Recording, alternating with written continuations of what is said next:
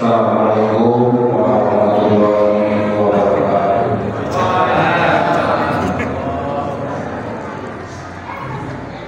Alhamdulillah, nahmaduhu wa nasta'inuhu wa nastaghfiruh wa na'udzu billahi min shururi anfusina wa min sayyiati a'malina. Man yahdihillahu fala mudilla lahu wa man yudlil fala hadiya lahu. Asyhadu an la ilaha illallah wahdahu la syarika lahu wengi kaping 15 sasi Saban. Bukan saat itu dina wengi ayeuna istorna amal kasayan sareng amal kaum. Margi di dalam akhirat aya mizan timbangan anu mana eta akal menentukan urang nasib urang bakal aya dina kaharjaan sareng dina kacirakan. Bagi saat itu mudah-mudahan berdoa Allah Subhanahu wa taala. Alhamdulillah dugi ieu masih dibawaan iman sehat sehingga orang biasa melaksanakan diskusi Saban dina kaulayan.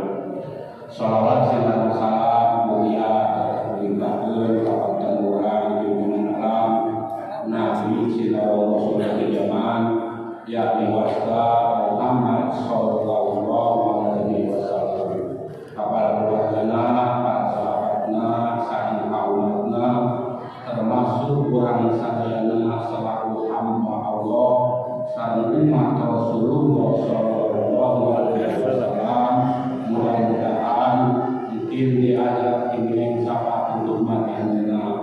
Mudah-mudahan orang inginkan kebahagiaan di dunia dan terangkum kebahagiaan akhirat anu hakiki di yaumil qiyamah. Bapak Ibu anu sing dihormat, insyaallah dimuliakan Allah Subhanahu wa taala. Paminten teknis lain acara usul acara pada aya tausiah tentang latar belakang terjadinya isu Saban. Kronologislah mungkin aya keterangan aya ulah hadis dan sadarina anu dipikeun ku kersana Pak Ustaz Ridwan.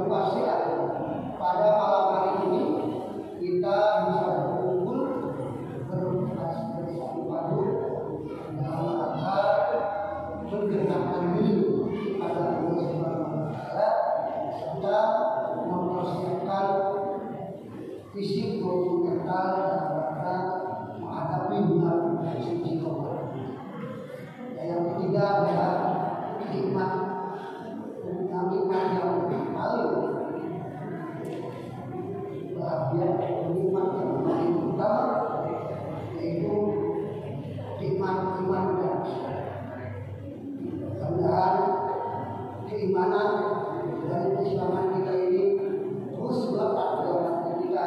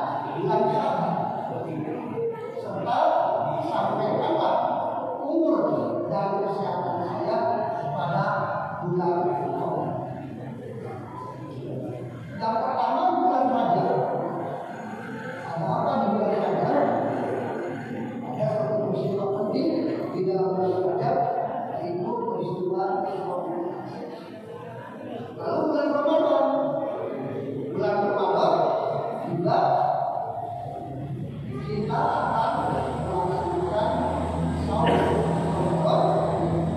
selama 1 bulan. Lalu ada apa di bulan Syaban ini? Di bulan Syaban ini yang pertama ada yang disebut dengan nisfu Syaban. Menurut Sayyid Yusuf Al-Ghazali ada suatu teks hadis yang diriwayatkan oleh Imam At-Tabrani dan Imam Ibnu Hibban yang bersumber dari Mu'adz bin Jabal, yaitu suatu hadis yang dinilai hadis itu hasan. Yaitu bunyinya adalah yang Allah Ta'ala jami'an ummatan di lailatul nisfi Sya'ban. Allah melihat semua makhluknya pada malam nisfi Sya'ban.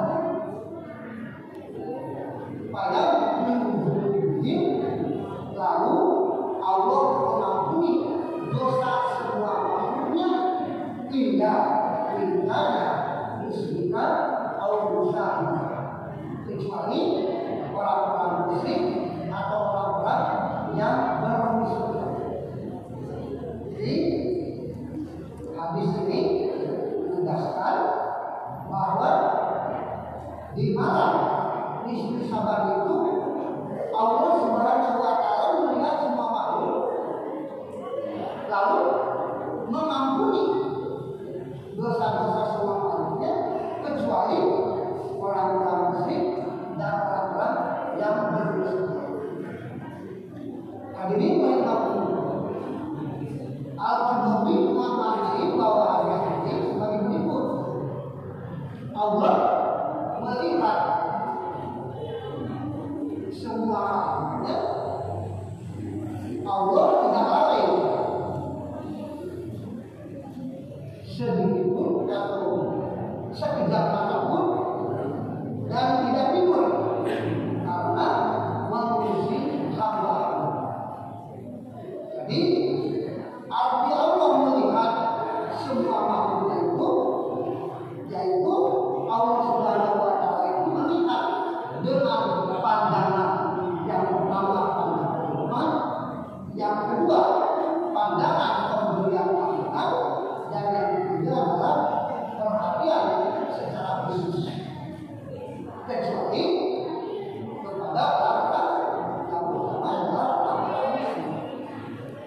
Ini dikuatkan dengan firman Allah Subhanahu wa Ta'ala di dalam surat An-Nisa ayat 16. A'udzu billahi minasyaitonir rajim. Inna Allaha la yaghfiru an yushrika bihi.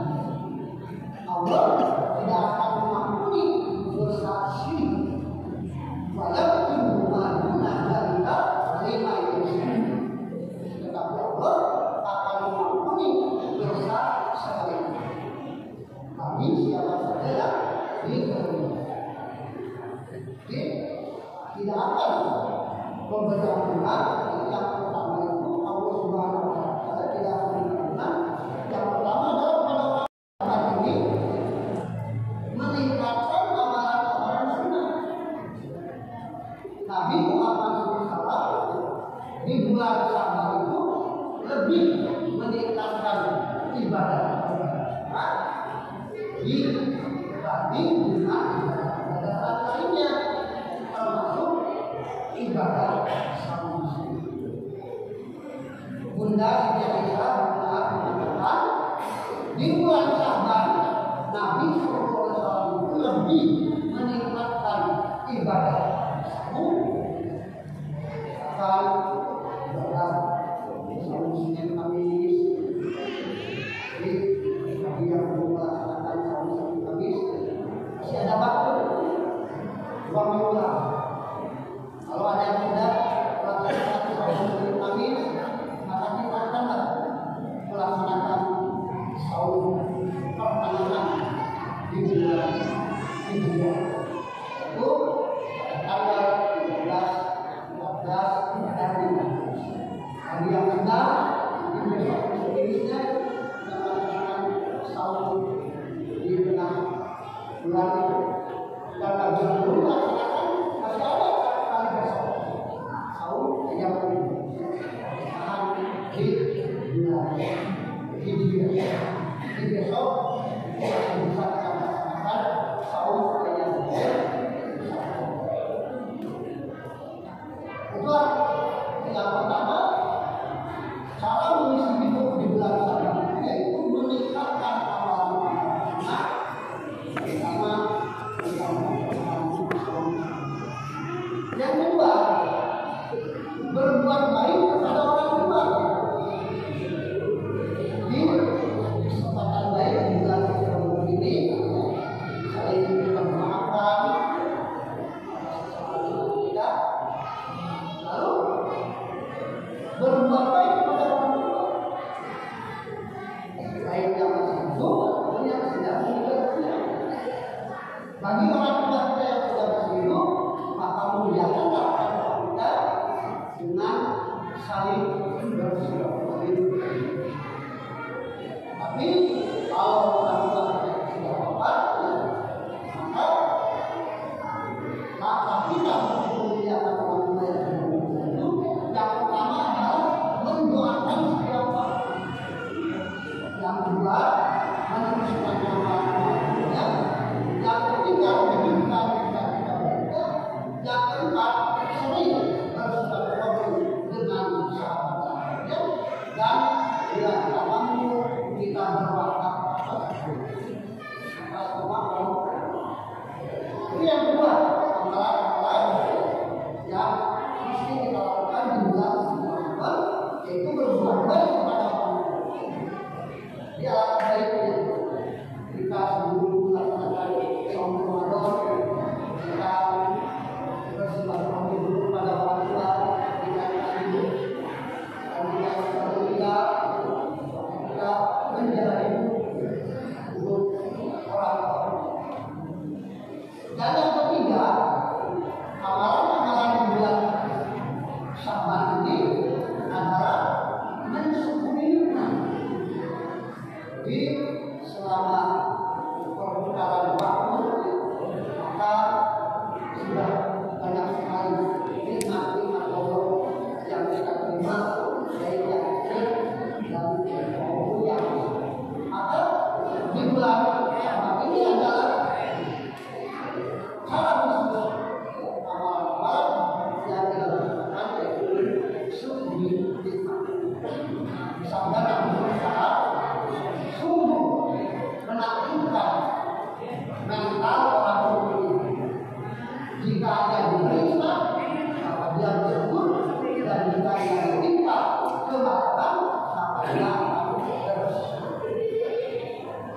Dan yang keempat adalah amalan-amalan di bulan Ramadan ini menjadi teladan untuk anak kita. Anak dan kita itu merupakan generasi penerus. Dan supaya mereka itu menjadi manusia yang beriman dan bertakwa, maka anak kita ini harus yang pertama diperlakukan dengan rukun agama ini, harus dan benar. Serta yang kedua, harus memberi tauladan contoh yang baik. Karena